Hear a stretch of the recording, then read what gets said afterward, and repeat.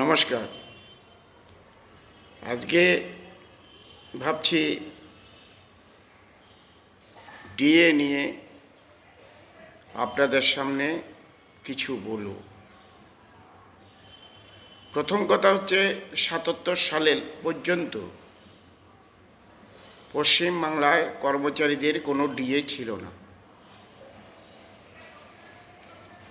১৯৭৭ সালে ২১শে জুন বামফ্রন্ট প্রতিষ্ঠিত হওয়ার পর বামফ্রন্ট ডিএ দেওয়া শুরু করেন। তার আগে ৬৭ সালে ৬৯ সালে যুক্তফ্রন্ট সরকার হয়েছিল। ৬৭ সালে পে কমিশন গঠন হয়েছিল, কিন্তু অনেকেই জানেন ৬৭ সালে কয়েক মাস থাকার পরেই যুক্তফ্রন্ট সরকার, কেন্দ্রীয় সরকার ভেঙে দেয়। ৬৯ সালেও ভেঙে দেয়। তারপরে ৭১ নির্বাচন, ৭২ নির্বাচন, রিগিং, ৭৭ সালে ঘটনাক্রমে লড়াই সংগ্রামের মধ্যে দিয়ে বামফ্রন্ট সরকার প্রতিষ্ঠিত হয়। বামফ্রন্ট সরকার প্রতিষ্ঠিত হওয়ার পরেই তখনকার মুখ্যমন্ত্রী, প্রাক্তন মুখ্যমন্ত্রী জ্যোতি বসু ঘোষণা করেন কেন্দ্রীয় হারে ডিএ দেওয়া হবে। অর্থাৎ কেন্দ্রীয় সরকার যেইভাবে ডিএ দেন সেইভাবেই রাজ্য সরকার, রাজ্যের বামফ্রন্ট সরকার ডিএ দেবেন। এখন একটা কথা বিভিন্ন সংগঠন বা সরকারের থেকেও বলা হচ্ছে কেন্দ্রীয় হারে ডিএ, কেন্দ্রীয় হারে ডিএ। এটা তো বামফ্রন্ট সরকার প্রথম দেওয়া শুরু করেছেন। এই ইতিহাস তো ভুলে গেলে হবে না। এবং ১৯৫২ সালে কি কমিউনিস্ট পার্টির কর্মসূচি কি করবে এ নিয়ে কমরেড জ্যোতি বসু একটা লিখিত বিবৃতি দিয়েছিলেন। তাতেও এটা উল্লেখ ছিল কেন্দ্রীয় হারে কর্মচারীদের ডিএ দেওয়া হবে। এখন প্রশ্নটা কেন্দ্রীয় হারে কেন? কেন্দ্রীয় সরকার মূল্যবৃদ্ধির উপর করে ডিএ বাড়ান, ডিএ দেন। এখন কেন্দ্রীয় সরকারি কর্মচারীরা যেই বাজার থেকে বাজার করেন, আমাদের রাজ্য সরকারি কর্মচারীরাও সেই বাজার থেকেই বাজার করেন, ফলে তাদেরকে দেবেন।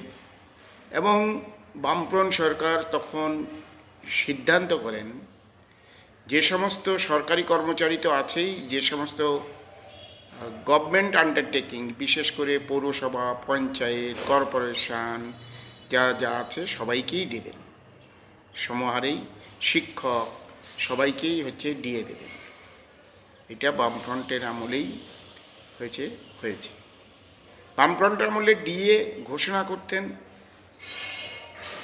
অর্থমন্ত্রীরা।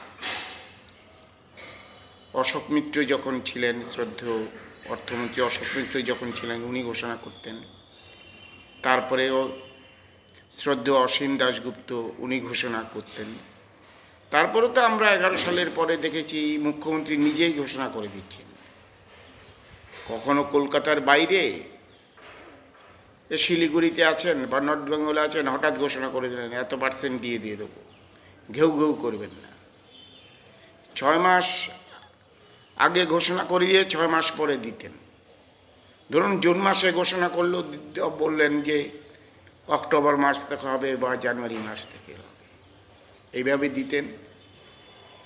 বিশেষভাবে উল্লেখ করা যায় কেন্দ্রীয় সরকার যেভাবে বছরে 2 বার ডিএ দেন, সেভাবে রাজ্য সরকার হয়তো কেন্দ্রীয় সরকার ঘোষণার পর বামফ্রন্ট সরকার সেভাবে সঙ্গে সঙ্গে ডিএটা দিতে পারতেন না, হয়তো 2 মাস 3 মাস দেরি হতো, কিন্তু দিয়ে দিতেন। হয়তো কিছু জমতো, তারপরে দিতেন। আবার কোনো কোনো বছর 3 কিস্তিও দিয়ে দিয়েছেন। যেমন আমি স্পেসিফিকভাবে বলছি, 2002 সালে রাজ্যের বামফ্রন্ট সরকার 3 বার দিয়ে ঘোষণা করেছিলেন। আর বামফ্রন্ট সরকারের আমলেই তো কর্মচারীদের ধর্মঘট, সারা দেশের কর্মচারীদের ধর্মঘট, সেই সত্ত্বেও ছিলই। ধর্মঘটের উপর রাজ্য সরকার কোনো হস্তক্ষেপ করতেন না, বা কখনো ধর্মঘট করলে যেটা আগের মুখ্যমন্ত্রী মায়না কেটে দিতেন, বামফ্রন্ট আমলে সেটাও করতেন। ধর্মঘট একটা অধিকার, এটা বলেছিলেন। যাই হোক, এই ডিএ কখনো বামফ্রন্ট সরকারের কোনো অর্থমন্ত্রী ডিএ ঘোষণা করলেন, তার 3 মাস পরে পেয়ে গেল বা 4 মাস পরে পেয়ে গেল, এটা করতেন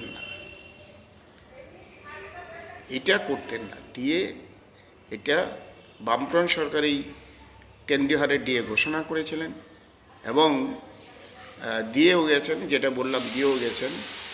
আর ওই ডিএ ঘোষণা করে 3 মাস 4 মাস অপেক্ষা করো, তাকিয়ে থাকো, এইটা করতেন না। ফলে এই যে অতীত ইতিহাস, এই অতীত ইতিহাস, বামফ্রন্ট, রাজ্য কোঅর্ডিনেশন কমিটি, তার লড়াই সংগ্রাম, এই অতীত ইতিহাস আমাদের জানতে হবে। না জানলে আমরা এগোতে পারবো না। একটা মানুষ দেখবেন যখন হাঁটে, পেছনের পায়ের উপর ভর দিয়ে সামনের পা ফেলে। কর্মচারীদের, অবসরপ্রাপ্ত কর্মচারী, এখন যারা চাকরি করেন, সবারই হচ্ছে এই অতীত ইতিহাস জানতে হবে, নইলে আগামী দিনের জন্য যে লড়াই সংগ্রাম, সেই লড়াই সংগ্রামে এগিয়ে যাওয়া যাবে না। সেই জন্যেই সবাইকে নমস্কার জানিয়ে আজকের এই বক্তব্য এখানে সমাপ্ত করলাম।